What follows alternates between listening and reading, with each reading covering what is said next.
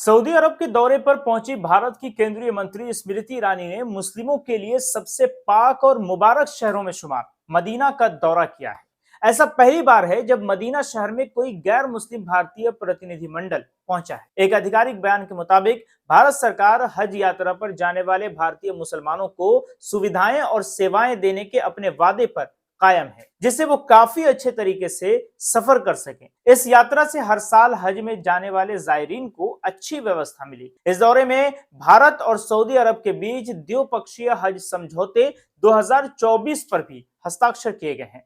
समझौते के अनुसार हज 2024 के लिए भारत से 1,75,025 हाजियों का कोटा तय किया गया है। इनमें से 1,40,020 सीटें हज समिति के लिए रिजर्व कर दिया गया है। वहीं 35,005 सीटें हज ग्रुप ऑपरेटर के लिए रखा गया है।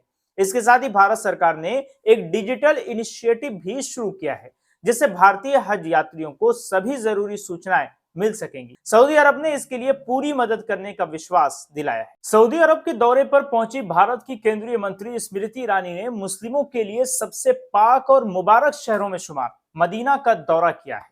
ऐसा पहली बार है जब मदीना शहर में कोई गैर मुस्लिम भारतीय प्रतिनिधिमंडल पहुंचा है। एक आधिकारिक बयान के मुताबिक भारत सरकार हज यात्रा पर जाने वाले भारतीय मुसलमानों को सुविधाएं और सेवाएं देने के अपने वादे पर कायम है, जिससे वो काफी अच्छे तरीके से सफर कर सकें। इस यात्रा से हर साल हज में जाने वाले जायरीन को अच्छी व्यवस्था मिली। इस दौरे में भारत और सऊदी अरब के बीच द्विपक्षीय हज समझौते 2024 पर भी हस्ताक्षर किए गए हैं।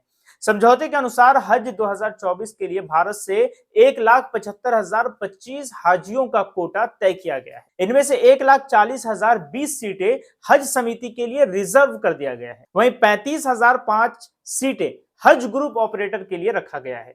इसके साथ ही भारत सरकार ने एक डिजिटल इनिशिएटिव भी शुरू किया है, जिससे भारतीय हज यात्रियों को सभी जरूरी सूचनाएं मिल सकेंगी। सऊदी अरब ने इसके लिए पूरी मदद करने का विश्वास दिलाया है। सऊदी अरब के दौरे पर पहुंची भारत की केंद्रीय मंत्री स्मृति ईरानी ने मुस्लिमों के लिए सबसे पाक और मुबारक शहरों में शुमार मदीना का दौरा किया है।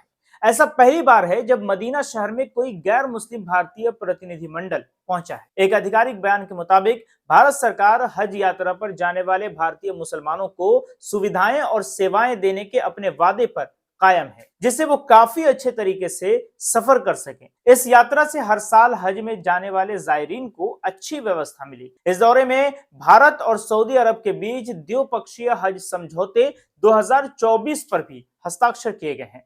समझौते के अनुसार हज 2024 के लिए भारत से 1,75,025 हाजियों का कोटा तय किया गया है। इनमें से 1,40,020 सीटें हज समिति के लिए रिजर्व कर दिया गया है। वहीं 35,005 सीटें हज ग्रुप ऑपरेटर के लिए रखा गया है।